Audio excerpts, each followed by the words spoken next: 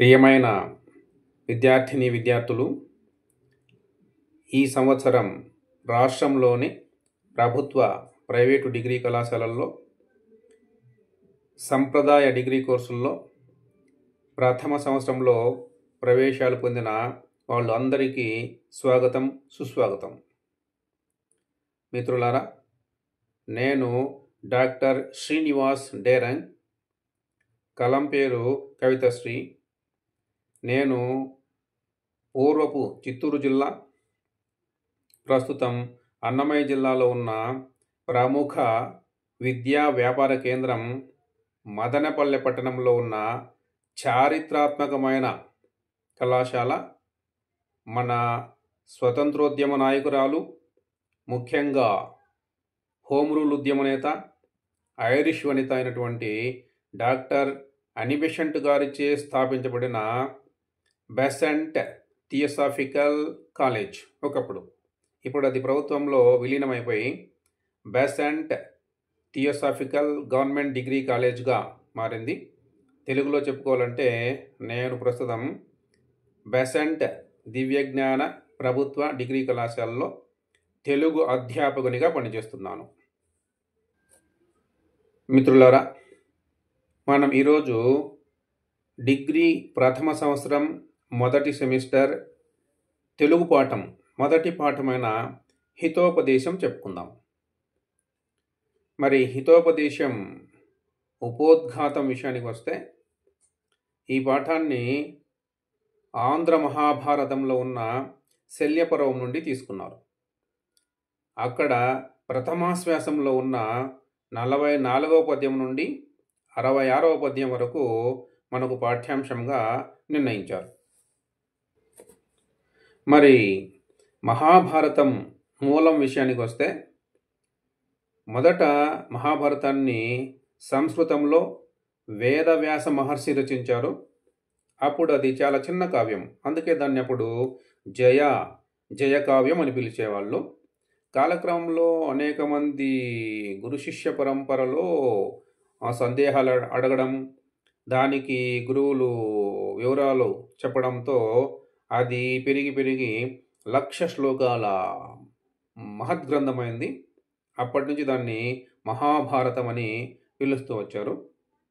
మరి మహాభారతాన్ని సంస్కృతంలో వేదవ్యాసుడు 100 పర్వాల గ్రంథంగా రచించాడు. దాన్ని మన తెలుగులోకి మన కవిత్రయం వాళ్ళు అనువాదం చేశారు. కవిత్రయం ఎవరు? ఆదికవి నన్నయ, మహాకవి తిక్కన, ప్రబంధ పరమేశ్వరుడు ఎర్రన.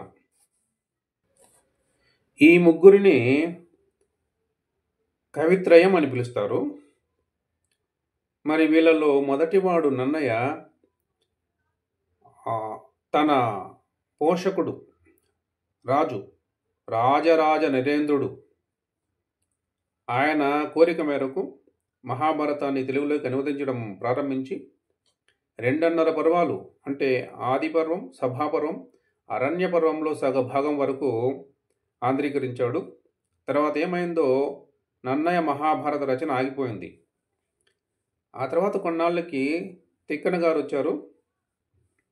ఆయన ఎందుకో కానీ నన్నయ వదిలిపెట్టిన అరణ్య పర్వశేష భాగం జోలికి పోలేదు. ఆయన 4వ పర్వమైన విరాట పర్వం నుండి మొదలుపెట్టి చివరి పర్వమైన స్వర్గారోహణ పర్వం వరకు 15 పర్వాలు ఒక్క చేతి మీదుగా ఆంధ్రీకరించేశాడు. ఆ తర్వాత కొన్నాళ్ళకి ఎర్రన వచ్చి నన్నయ తిక్కనలు వదిలిపెట్టిన అరణ్య పర్వ శేషభాగాన్ని అనువదించడంతో ఆంధ్ర మహాభారత రచన పూర్తి అయ్యింది. ఇప్పుడు కవి పరిచయం చెప్పుకుందాం. తిక్కన వాళ్ళ ఇంటి పేరు కొట్టరువు. తిక్కన వాళ్ళ అమ్మ అన్నమ్మ, తండ్రి కొమ్మన. ఆయనని తిక్కన దండనాథుడు అని పేర్కొన్నాడు. అంటే తిక్కన వాళ్ళ నాన్న సైన్యంలో అధికారి. అలాగే తిక్కన వాళ్ళ తాత భాస్కరుడు. ఆయనని తిక్కన గుంటూరు విభుడు అని చెప్పి అన్నాడు. అంటే గుంటూరు పట్టణానికి ఆయన అధికారిగా ఉండేవాడు. అలాగే తిక్కన వాళ్ళ కుటుంబంలో ఒక గొప్ప చారిత్రక పురుషుడు ఉన్నాడు. ఆయన ఎవరో కాదు, ఖడ్గ తిక్కన. ఖడ్గ తిక్కన మన కవి తిక్కనకి పెదనాన్న కొడుకు అవుతాడంట. అలాగే తిక్కనికి ఒక మంచి శిష్యుడు ఉన్నాడు. ఆయన మూలఘటిక కేతన. కేతన సంస్కృత భాషలో దండి రాసినటువంటి దశకుమార చరిత్రను తెలుగులోకి అనువాదం చేశాడు. నిజానికి దశకుమార చరిత్రలోని పీఠిక నుండి మనకు కవి తిక్కనకు సంబంధించిన వివరాలు చాలా తెలుస్తున్నాయి. ఇక మనం తిక్కన కవితా లక్షణాలు ఏమిటో టూకీగా తెలుసుకుందాం. తిక్కన కవిత్వంలో మనకు ప్రధానంగా 5 కవితా లక్షణాలు కనబడతాయి.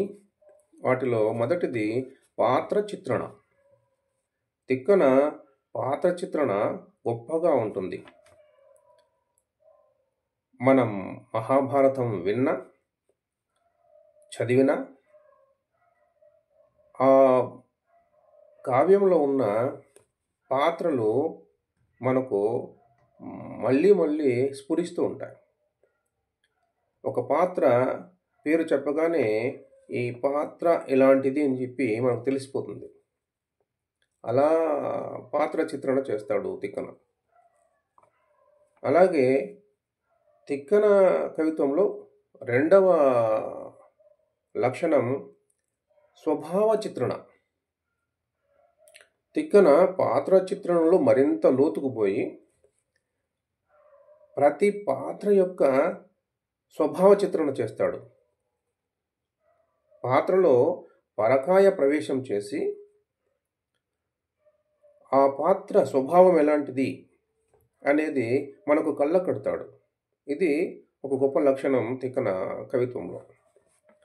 అలాగే తిక్కన కవిత్వంలో మరొక గొప్ప లక్షణం నాటకీయత. తిక్కన మనకు కథ చెబుతున్నట్టు కాకుండా పాత్రలు వచ్చి మన ముందు ప్రదర్శన చేస్తున్నట్టు, ఒక నాటకం ఆడుతున్నట్టు రచిస్తాడు. అంటే తిక్కన కథ చెబుతూ మధ్యలో పాత్రలను ప్రవేశపెట్టి సంభాషణలు చేయించడం ద్వారా దాన్ని ఆయన సాధించాడు. అందుకే తిక్కన మహాభారతాన్ని ఒక శ్రవ్య కావ్యంగా కాకుండా దృశ్య కావ్యంగా తీర్చిదిద్దాడని విమర్శకులు పేర్కొంటున్నారు. తిక్కన కవిత్వంలో మరొక ప్రధాన లక్షణం రసాభ్యుచిత బంధం. ఇది ఆయన చెప్పుకున్నాడు. అంటే తిక్కన పాఠకుని లేదా శ్రోతని కదిలిస్తాడు. మహాభారతంలోనే పాత్రలు నవ్వుతుంటే మనము నవ్వుతాం, ఆ పాత్రలు ఏడుస్తుంటే మనం ఏడుస్తుంటాం. అంటే పాత్రలో మనం లీనమైపోయేటట్లు చేస్తాడు తిక్కన. తిక్కన కవిత్వంలో మరొక ప్రధాన లక్షణం ఆలంకారిక శైలి. తిక్కన చాలా ఆలంకారికంగా తన రచనని అలంకారాలతో తీర్చిదిద్దుతాడు. అది మనం చదివితే తెలుస్తుంది. హితోపదేశం పాఠ్యభాగ సందర్భానికి వస్తే, మరి కౌరవులకి పాండవులకి మధ్య కురుక్షేత్రంలో భీకరమైన యుద్ధం జరుగుతుంది. ఇరుపక్షాల్లో చాలామంది చనిపోయారు. చివరికి దుర్యోధనుడి కుడి భుజమైన కర్ణుడు, ఎడమ భుజమైన దుశ్శాసనుడు కూడా చనిపోయారు. మరి 17వ రోజు కూడా యుద్ధం ముగిసిపోయింది.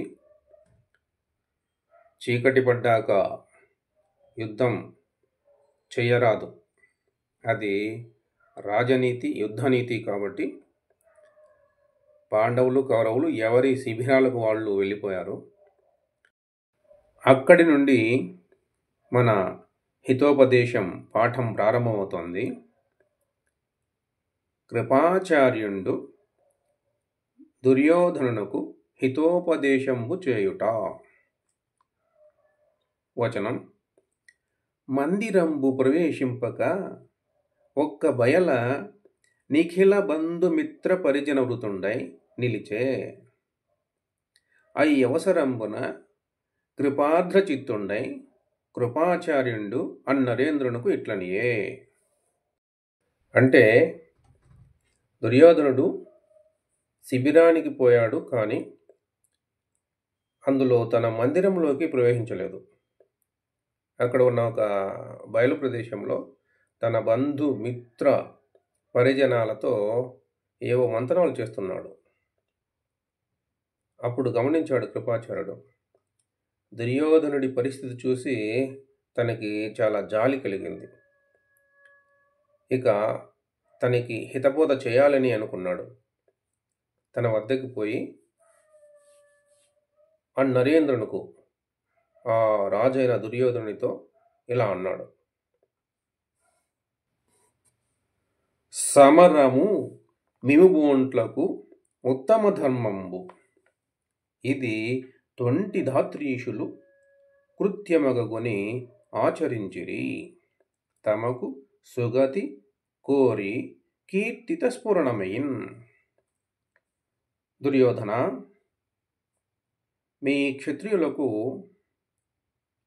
మీలాంటి క్షత్రియులకు యుద్ధం చేయడం ధర్మం. అది క్షత్రియ ధర్మం. పూర్వం మీ వంశంలో ఉన్న రాజులు కూడా అలాగే చేశారు. వాళ్ళు సమాజ హితం కోసం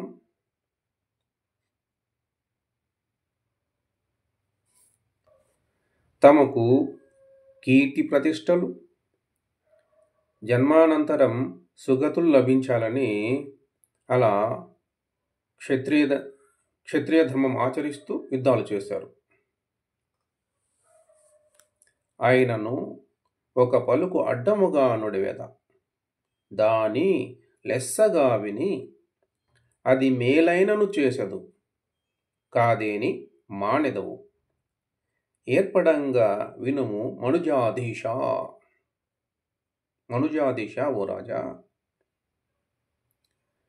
క్షత్రియులకు యుద్ధం చేయడం ధర్మమే, కానీ నేను యుద్ధం వద్దు అని ఒక మాట అడ్డం చెప్తాను. దాన్ని నువ్వు శ్రద్ధగా విను. లెస్సగా ఆలోచించి అది మేలు అనిపిస్తే చెయ్యి, లేదు అనిపిస్తే మానేయి. కానీ శ్రద్ధగా విను, శ్రద్ధగా ఆలోచించు అని చెప్పాడు. అమర నదీ ధనూభవుడు అస్త్రగురుండును కర్ణుడున్ పరాక్రమ మహనీయులు ఆహవ దురంధరులు అట్టిరా తక్కున్గల్గు భూరమణులు. బంధుమిత్రులు దురంబున అందర పాండునందనులు సమయగ చేసిరి. అట్లు భుజశక్తియు దైవబలంబునిక్కుడై. అమర నదీ తనూభవుడు అంటే గంగానది కుమారుడు, అంటే భీష్ముడు. అస్త్రగురుండును మీకు అస్త్ర విద్య నేర్పించిన ద్రోణాచార్యుడు, అలాగే నీ మిత్రుడైన కర్ణుడు, వీళ్ళందరూ పరాక్రమ మహనీయులు. యుద్ధంలో ఆరితేరిన వారు, ఆహవ దురంధరులు, తక్కుగల్గు భూరమణులు మిత్రులు. మిగిలిన రాజులు, నీ బంధువులు, మిత్రులు కూడా అట్టిరా అలాంటి వీరులే. ఎలాంటి? భీష్ముని వంటి, ద్రోణాచార్యుని వంటి, కర్ణుని వంటి వీరులే. అలాంటి అందరినీ కూడా పాండవులు సమయగ చేసిరి, చంపివేశారు. ఎందుకు చంపగలిగారు ఇంతమందిని, ఇంత గొప్ప వీరుల్ని పాండవులు అంటే, వాళ్లకు భుజశక్తితో పాటు దైవబలం కూడా ఉంది. అందువల్ల వాళ్ళు ఇంతమందిని చంపగలిగారు అని అన్నాడు. అంటే ఇక్కడ ఎత్తుపుడుపు ఏంటంటే, నీ వైపు దైవబలం లేదు, నీ వైపు న్యాయం లేదు అని అర్థం. వెరవును లావునుంగలుగు వీరులు పోరులబడ్డ హీనతన్ బొరచితిమి. అస్త్రశస్త్రహతి భూవర చిక్కినవారు వల్లబోయేరి. విను పాండురాజసుతులేవురు కంటికి రెప్పచందమై హరి తము గావగా వెలసిరి అక్షత దేహ విలాస సంపదం. అంటే మన పక్షంలో ఉన్న వీరులు వెరవును యుద్ధలాఘవం, లావును బలపరాక్రమాలు ఉన్నవాళ్ళైనప్పటికీ పాండవుల చేతిలో యుద్ధంలో చనిపోయారు. ఎలా చనిపోయారు? పాండవుల వద్ద ఉన్న అస్త్రాలు, మంత్రించి వదిలిన ఆయుధాలు, శస్త్రాలు, మామూలు ఆయుధాల చేత దెబ్బతిని చనిపోయారు. మిగిలిన వాళ్ళు దానితో నీరసపడిపోయారు. మరి ఆ పక్కేమో పాండవులు అక్షత దేహ విలాస సంపదం, ఎలాంటి దెబ్బలు గాయాలు లేని దేహం యొక్క విలాసంతో వెలిగిపోతున్నారు. ఎందుకంటే వాళ్ళని హరి శ్రీకృష్ణుడు కంటికి రెప్పలా కాచుకుంటూ వస్తున్నాడు కాబట్టి అని అన్నాడు. అంటే మీకు శ్రీకృష్ణుడి లాంటి దైవబలం లేదు అని దెప్పి పొడుస్తున్నాడు. శ్వేతస్వ పాటవంబు ఉద్యోతితమై మెరయగా చతుర్దంత రుచిస్పీతమగు గజము క్రియ నరుడాతత కురుసైన్య సరసయందు చెరుంచున్. అంటే అర్జునుడు తన రథం యొక్క శ్వేతాశ్వాల ఉడుపుదనం మెరుస్తూ ఉండగా రథంపై వస్తాడు. వచ్చి చతుర్దంత రుచిస్పీతమగు గజము క్రియ, 4 దంతాల కాంతి ఉన్న, అంటే ఐరావతం లాంటి ఏనుగులాగా వచ్చి కురుసైన్య సరసయందు చెరించున్, విస్తారమైన కౌరవ సైన్యం అనే సరస్సులో వీరవిహారం చేస్తాడు.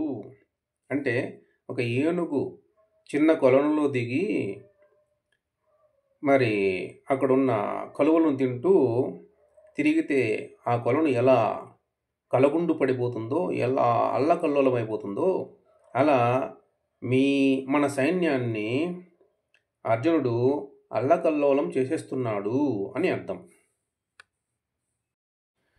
ఝారవము నాదముగా అతి ఘోరత వైరులను కరటికోటికి రయదుర్వారంబగు అర్జున కంఠీరవము సితాస్త్ర నఖ పటిష్టత చూపం. అంటే అర్జునుడు సింహం వలె వస్తాడు. తన బాణాలు వదిలే శబ్దం అనే సింహగర్జన చేస్తాడు. చేసి తన శత్రువులైన కౌరవులు అనే ఏనుగులకు తన వాడి అయిన బాణాల యొక్క శక్తిని, పటిష్టతని చూపిస్తాడు అని అర్థం. అంటే ఏనుగు సింహ గర్జన వింటూనే ఉలిక్కిపడి చచ్చిపోతుందంట. అలా తయారైంది కౌరవుల పరిస్థితి అని అర్థం. అర్జునోదగ్ర దవసిఖ హరిమహానిలంబు ప్రేరేప వైరి బల ప్రకీర్ణ గహన దహన విహార ముగ్రమగ జలుప తేరి చూడను రాకునికి తెల్లమదిపా. అంటే అర్జునుడు అనే భయంకరమైన ధావాగ్ని శ్రీకృష్ణుడు అనే సుట్రగాలి చేత ప్రేరేపింపబడి తన శత్రు సైన్యం అనే దట్టమైన అడవి పైన పడి వీరవిహారం చేస్తుంటే, కాల్చిపడేస్తుంటే మనకు అతని వైపు కన్నెత్తి తేరిపార చూడ్డానికి కూడా వీలు పడదు అని అర్థం. ద్రోణుడు, సూతనందనుడు, ద్రోణతనూజుడు, నేను శల్యుడున్ త్రాణపరాయణత్వమున దర్పము సూపగా, నీవు తమ్ములున్ బాణపరంపరల్ గురియ ఫల్గునుడు అందర మీరి సైంధవ ప్రాణము నాచికోలు నరపాల తలపంగ మర్త్యకృత్యమే. నరపాల, ఓ దుర్యోధన మహారాజా, సైంధవుని కాపాడుకోవాలని ద్రోణుడు, కర్ణుడు, ద్రోణుడి పుత్రుడైన అశ్వత్థామ, నేను శల్యుడు మా పరాక్రమం అంతా చూపించాం. అలాగే నీవు నీ తమ్ములు అర్జునుడి పైన బాణాల వర్షం కురిపించారు. అయినప్పటికీ మనల్ని అందరినీ అధిగమించి అర్జునుడు సైంధవుని చంపివేశాడు. అది సామాన్యమైన పని అనుకుంటున్నావా? ఒక మానవుడు సాధించగలిగిన విజయం అనుకుంటున్నావా అని భావం. అంటే అర్జునుడి వైపు దైవబలం ఉంది అని అంతరార్థం. ఇంతకు మున్ను సెల్లే 17 దినంబుల సంగరంబు అతి శ్రాంతత కుందిరి ఇందుగల సైనికులు, అధ్యస కల్గు యోధులు ఆక్రాంత విరోధి దర్పుడు, పురందర నందను బల్మి కల్మి నిశ్చింతత ఉల్లసిల్లెదరు, చెక్కు చమర్పక గౌరవేశ్వర. ఓ దుర్యోధన, నేటికి 17 రోజుల యుద్ధం జరిగిపోయింది, ముగిసిపోయింది. మన సైనికులు కుందిపోయారు, నీరసించిపోయారు. కానీ పాండవుల పక్క ఉన్న సైనికులు చెక్కు చెదరకుండా ఉత్సాహంగా ఉన్నారు. ఎందుకు అంటే శత్రు గర్వాన్ని అణచేవాడు ఇంద్రతనూజుడైన అర్జునుడి బలం వాళ్ళకి ఉంది కాబట్టి అని అన్నాడు. బల విక్రమ ఘనులగు దొరలిలిగిన మన సేన మేదినీశ్వర, విను కన్నులు సిడినట్లున్నది, ఈ కొలది పురుగునట నరునకు సుకరమగున్. ఓ దుర్యోధన, మన వైపు బలం పరాక్రమం కలిగిన రాజులు సైన్యాధిపతులు చనిపోగా మన సైన్యం కన్నులు లేకుండా పోయి గుడ్డిదైపోయింది. ఇంకా మిగిలిన ఈ కొద్దిపాటి సైన్యాన్ని మట్టుపెట్టడం అర్జునుడికి చాలా సులభం అని అర్థం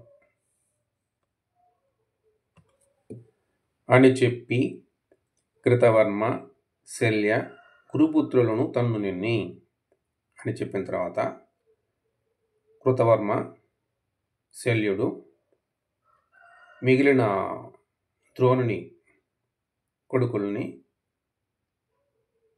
చూపించి దామోదరు తమ్ముండును భీముడు ఇరుగెలకులందు పేర్చితొరుమ, ఉద్దామగతి నడురు కవ్వడికి ఏము ఇందరు తలుప ఒక్క ఎత్తు కుమారా. అంటే దామోదరు తమ్ముండును అంటే శ్రీకృష్ణుడి తమ్ముడైన సాత్యకి, భీముడు అర్జునుడి రథానికి ఈ వైపు ఒకరు ఆ వైపు ఒకరు వస్తూ కౌరవ సైన్యాన్ని తరుముతూ వస్తారు. అలా ఉద్దామగతి పౌరుషంతో వచ్చే అర్జునునికి ఏమందరు, మేమంతా ఒక ఎత్తు కుమారా, మేమంతా అతనికి సాటి వస్తాము అని ఒక అర్థం. ఒక ఎత్తు కుమార, మేము అతనికి సాటి రాగలమా దుర్యోధన అని ఒక అర్థం. అనిలసుతుండు పూన్కి బలుపారగా కొండొక దీర్చే ఏపు నొందిన భుజ సంపదన్ కొరత తీర్పగా ఇంకా కడంగకుండునే. మనకు అజాతశత్రుని సమంచిత మార్దవమూది సంధి చేయ ఉచితమైన కాలమిది ఆగ్రహమున్ చొరనీకు చిత్తమున్. ఓ దుర్యోధన, వాయుపుత్రుడైన భీముడు ఆ రోజు అంటే మనం ద్రౌపదిని కౌరవ సభకు ఈడ్చి వలువు లూడ్చి అవమానించిన నాడు 2 శపథాలు చేశాడు. అందులో మొదటిది దుశ్శాసనుని రొమ్ము చీల్చి రక్తం తాగడం. ఆ పని ఇప్పటికే చేసేశాడు. ఇక రెండవది మిగిలింది. అది ఏమిటి? నీ తొడలు విరగొట్టి నిన్ను చంపడం. మొదటి శపథాన్ని తీర్చుకున్న భీముడు ఇక రెండవ దాన్ని తీర్చుకోకుండా ఉంటాడా అని బెదరగొడుతున్నాడు కృపాచార్యుడు. అంతేకాకుండా ధర్మరాజు అజాతశత్రువు, అతడు చాలా మంచివాడు. ఆ మంచితనాన్ని మనం ఇప్పుడు ఉపయోగించుకొని సంధి చేసుకోవాలి. సంధి చేసుకునే కాలం ఆసన్నమైంది, ఆలోచించు, ఆవేశపడకు అని అన్నాడు. సమరము నిష్కారణ వైరమునన్ పాటిల్లే ఎల్ల రాజులు భరతోత్తములు మడిసిరి. విడు కోపము దీర్ఘక్రోధనుడైన పతి కీడుందున్. ఓ దుర్యోధన, ఈ కురుక్షేత్ర సంగ్రామం నిష్కారణంగా వచ్చింది, అకారణంగా నువ్వు పెట్టుకున్నావు అని నిందిస్తున్నాడు కృపాచార్యుడు దుర్యోధను. మరి ఈ భరత వంశంలో ఉన్న వీరులంతా చనిపోయారు. ఇప్పటికైనా కోపం మొదలై దీర్ఘకాలం పాటు ఆవేశాన్ని వదలకుండా ఆగ్రహంతో ఉండే రాజు కీడును పొందుతాడు అని అన్నాడు. తమకు బలం వెక్కిన తరి సముచితమగు విగ్రహంబు. శత్రులకు ఉత్సాహము మీరినప్పుడు కర్తవ్యము సంధి అనంగా విందుము ఆర్యుల చేతన్. ఓ దుర్యోధన, తాము బలంగా ఉన్నప్పుడు యుద్ధం చేయడం చెల్లుతుంది. కానీ తాము బలహీనపడి శత్రువులు ఉత్సాహంతో ఉన్నప్పుడు సంధి చేసుకోండి, అదే మేలు అని చెప్పి మన పూర్వీకులైన పెద్దలు చెప్పారు. చెప్పగా మనం విన్నాం. కలవారెల్లను తెగి నీ తలన నిలిచే కార్యము అధిప తగ నొడపుడుము.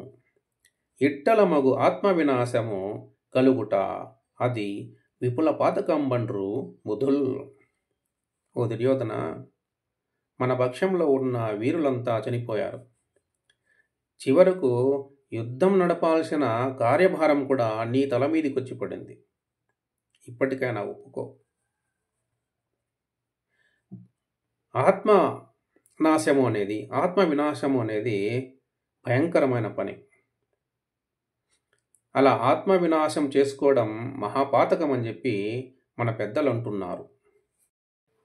తనకై కాదే మది నెల్లను గోరుట వినుము తా ప్రళయముందెనా ఏనని వారని ఉద్యోగమునకు పలంభేమి రాజపుంగవ చెప్పుమా. ఓ దుర్యోధన, మనిషి అనేవాడు ఏ పని చేసినా అంతా తన కోసమే చేస్తాడు, తన మేలు కోసమే చేస్తాడు. మరి తానే ప్రళయం పొందేటప్పుడు, తానే ప్రమాదంలో పడ్డప్పుడు వాళ్ళని నేనని భీష్మించుకుని కూర్చోవడం వల్ల లాభమేమి చెప్పు. నిన్ను గాచికును నీవున్నను స్వర్గమగల్గు ధర్మనందనుని తగంగనుము అతడు రాజునని తన మనమున ఎక్కించుకొనడు మదగర్వంబుల్. ఓ దుర్యోధన, కాబట్టి నిన్ను నువ్వు కాపాడుకో. నీవు అనేవాడు ఒకడు ఉంటే మాకంతా అదే స్వర్గం. కాబట్టి ధర్మరాజును కలుసుకో. అతని కలవడానికి నువ్వు పోతే అతనేమీ గర్వపడడు. అతని తలకు మదం, గర్వం అనేటివి ఎక్కవు. రాజ్యభాగంబు తగ ధృతరాష్ట్రునకును నీకు అన్నదమ్ములకు ఆ నృపతి యొసగు. అతడెప్పుడు శుశ్రూషస్యయగోరు గురుజనములకు కావున కూడట ఒప్పు. ఓ దుర్యోధన, నువ్వు ధర్మరాజుతో సంధి చేసుకుంటే ఆయన మీ తండ్రి అయిన ధృతరాష్ట్రునికి రాజ్యభాగం ఇస్తాడు, నీకు ఇస్తాడు, తన అన్నదమ్ములకు ఇస్తాడు. ఎందుకంటే అతడు ఎప్పుడూ పెద్దలకు శుశ్రూష చేయాలని భావించేవాడు. కాబట్టి పెద్దల మాట అతడు వింటాడు అని అర్థం. హరియును కాదనండు కరుణాన్వితులై తగ అమ్మహాత్ములు ఎప్పరుసున కార్యనిశ్చయము పలికిన కీచక వైరియున్ పురందర తనయుండునున్ కవలు దానికి మార్పలుకంగా ఎమ్మియిన్ చొరరు అగు సంధి ఎట్లు అనసూయత నూల్కొని చేయుము ఇత్తరిన్. ఓ దుర్యోధన, నువ్వు ధర్మరాజుతో సంధి చేసుకోవడానికి పోతే ధర్మరాజు సంధికి ఒప్పుకుంటే హరి శ్రీకృష్ణుడు కూడా దానిని కాదు అనడు. అలాగే శ్రీకృష్ణుడు, ధర్మరాజు కరుణార్ద్రమూర్తులు. వాళ్ళు ఒక కార్యాన్ని ఎలా చక్కబెట్టినా దానికి కీచక వైరి అంటే భీముడు కాదు అనడు, అడ్డు పలుకుడు. అలాగే పురంధర తనయుడు అంటే ఇంద్రుని కుమారుడైన అర్జునుడు కూడా కాదు అనడు. కవలు మరి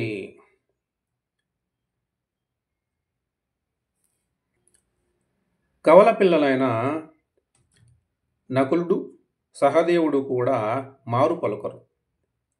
ఎలాగైనా సరే సంధి కుదురుతుంది, జరిగి తీరుతుంది.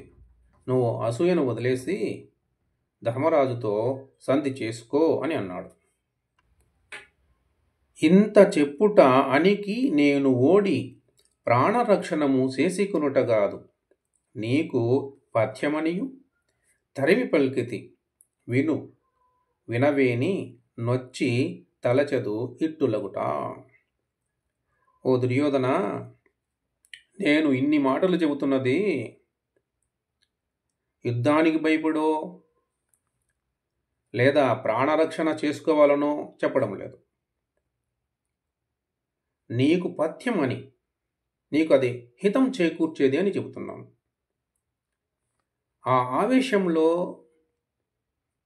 ఆతృతతో చెప్తున్నాను. నా మాట విను.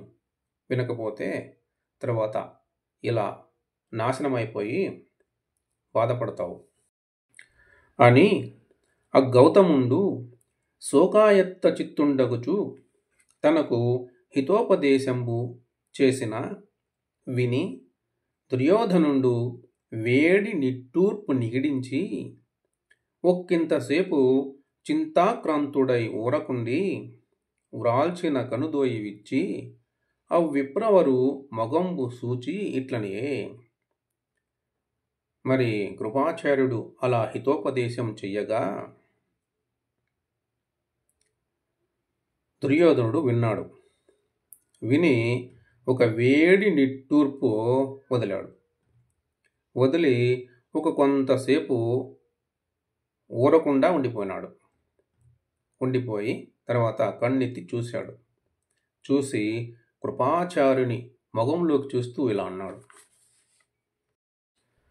చెడుటకు ఓర్వక ఈ విటులు చెప్పితి నాకు హితంబు, నెయ్యము ఎక్కుడు గలయట్టి చుట్టమునకున్ నయశిక్ష తగున్ కదా, బరంపడి బవరంబులన్ పెనగు భంగిని కార్యము తెల్పజాలినప్పుడు నిను రక్షార్థివని భూసుర సత్తమా ఏ నిరుంగుదం. ఓ కృపాచార్య, నేను నా చేజేతుల చెడిపోతుండడం చూసి నువ్వు తట్టుకోలేక నాకు ఈ విధంగా హితం చెప్పావు. మనకు ఎవరితో అయితే సాన్నిహిత్యం ఎక్కువగా ఉంటుందో అలాంటి బంధువులకు నయశిక్ష చెప్పడం, హితోపదేశం చేయడం ధర్మం.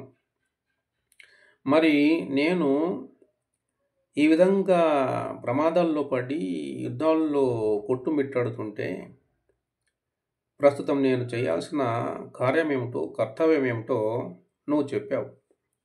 అలా చెప్పినందువల్ల నువ్వు నా మేలు కోరేవాడివి, అది నాకు తెలుసు. నీ కూర్మి పేర్మింజేసి తొలగింపంజూసి సంధి కర్తవ్యంబని పలికితివి. కాని ఆ పలుకులు నాకు రుచియింపవు. ఎట్లంటేని, ఓ కృపాచార్య, నీకు నా మీద గల ప్రేమ కొద్దీ నన్ను ప్రమాదంలో నుండి తొలగించాలని ఇప్పుడు పాండవులతో సంధి చేసుకోవడం కర్తవ్యమని చెప్పావు. కానీ నాకు ఆ మాటలు రుచింపవు. ఎట్లంటే అని ఇక పై పద్యంలో చెప్పబోతున్నాడు. ఏం చెప్తాడో చూద్దాం.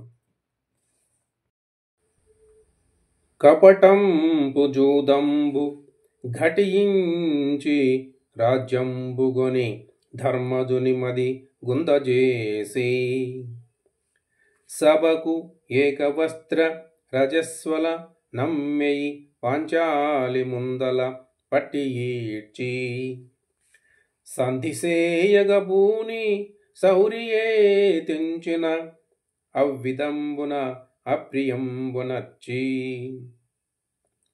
పలువురు గూడి సౌభద్రు ఒక్కని బాలుగిట్టి అత్తెరగున కీటడించి నేడు దుశ్శాసనుని రొమ్ము నెత్తురు అనిలసుతుడు మదమున త్రావుట సూచి కొరత ప్రతిన దీక్షున తండని భయము పొంది పొందుగోరిన అది ఏల పసగు చెప్పుమా.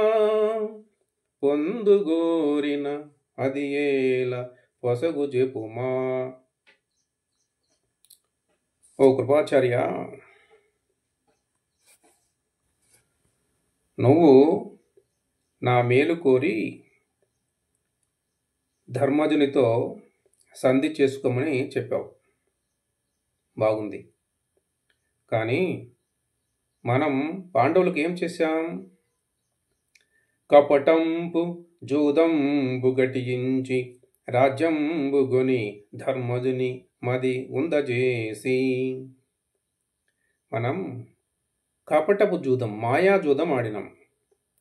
ఆడి మోసం చేసి ధర్మరాజు వద్ద రాజ్యాన్ని లాక్కొని అతని మనస్సుని చాలా కష్టపెట్టాం. సభకు ఏకవస్త్ర రజస్వల అమ్మెయి పాంచాలి ముందల పట్టి ఈడ్చి. ఆనాడు కౌరవ సభలోకి పాంచాల దేశ రాజకుమారి, పాండవుల భార్య అయిన ద్రౌపదిని, అది కూడా రజస్వల అయిన స్త్రీని, ఏకవస్త్రం ధరించిన స్త్రీని ముందల జుట్టు పట్టి ఈడ్చుకొని వచ్చాం. అంత అవమానం చేశాం మనము ద్రౌపదికి, పాండవులకు. సంధిసేయగబూని సౌరియే తెంచిన అవ్విదంబున అప్రియంబునర్చి. మా మధ్య సంధి కుదుర్చుదామని సౌరి, సూరసేనుని మనుమడైన శ్రీకృష్ణుడు వస్తే అతన్ని గౌరవించడం మానేసి అతని తాళ్లతో బంధించాలని అగౌరవపరిచాం, అవమానపరిచాం. పలువురు గూడి సౌభద్రుని ఒక్కని బాలుగిట్టి అత్తెరగున కీటడించి. సౌభద్రుడు సుభద్రాకుమారుడైన అభిమన్యుడు పసిబాలుడు, పిల్లవాడు, ఒంటరివాడు. వాడు వస్తే మనం ఇంతమంది కాకలు తీరిన యోధులం వాడిని పట్టి నిర్దాక్షిణ్యంగా చంపేశాం. ఆ విధంగా పాండవులకి కీడు చేశాం. నేడు దుశ్శాసనుని రొమ్ము నెత్తురు అనిలసుతుడు ముదమున త్రావుట చూచి, ఈరోజు దుశ్శాసనుని రొమ్ము చీల్చి రక్తం తాగాడని భీముడు మనం భయపడి కొరత ప్రతిన తీర్చునతండని భయము పొంది ఇక అతడు మిగిలిన శబదం ఏది? నన్ను తొడలు విరగ్గొట్టి చంపుతాడని ఆ శబదం నెరవేర్చుకుంటాడని భయపడి పొందుగోరిన సంధి కోరితే అది ఎలా పొసగు చెప్పుమా, అది ఎలా కుదురుతుంది? పాండవులు ఎలా ఒప్పుకుంటారు దానికి? పాండవులు ఒప్పుకుంటారు పో. పాండవులకి ఇంత కీడు చేసిన వాడిని, ఇంత అన్యాయం చేసిన వాడిని, ఇంత అవమానాలు చేసిన వాడిని నేను ఎలా వాళ్ళని సంధి అడుగుతాను? ఏ మొహం పెట్టుకుని సంధి కోరుతాను? కాబట్టి ఈ సంధి జరగదు అని దుర్యోధనుడు కృపాచార్యునితో అన్నాడు. ఇంతటితో ఈ పాఠం అయిపోయింది. నిజానికి ఈ పాఠం ఇంతకుముందు చెప్పుకున్న వచనంతోనే అయిపోవాలి, కానీ ఈ పద్యం చాలా గొప్ప పద్యం, నాటకీయత ఉన్న పద్యం. మన తిక్కన కవితా లక్షణమైన నాటకీయత ఉన్న పద్యం. అందువల్ల ఈ పాఠాన్ని పాఠ్యాంశంగా తీసుకువచ్చిన మిత్రులు, సంపాదక వర్గం ఈ పద్యాన్ని పాఠ్యాంశంలో చేర్చకుండా ఉండలేకపోయారు. వాళ్ళ వల్ల కాలేదు.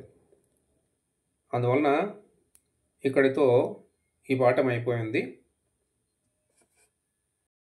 మరి విద్యార్థులైన మీరు ఈ పాఠాన్ని శ్రద్ధగా వినాలి, వంట పట్టించుకోవాలి, ఇందులో ఉన్న అంతరార్థాన్ని గ్రహించాలి. దుర్యోధనుడు ఇతరులకు కీడు చేయడానికి ప్రయత్నించాడు. అలవిగాని చోట పట్టుదలకు పోయాడు. చివరికి తన ప్రాణాలు వదులుకోవడానికి కూడా సిద్ధపడ్డాడే కానీ సంధికి ఒప్పుకోలేదు. అలాంటి మూర్ఖత్వం పనికిరాదని గ్రహించాలి. కృపాచార్యుడు లాంటి పెద్దవాళ్ళు జీవితంలో మనకి ఇచ్చే సలహాలను పాటించాలని గ్రహిస్తే ఈ పాఠం చెప్పినందుకు, మీరు విన్నందుకు సార్థకత చేకూరినట్లే. శుభం.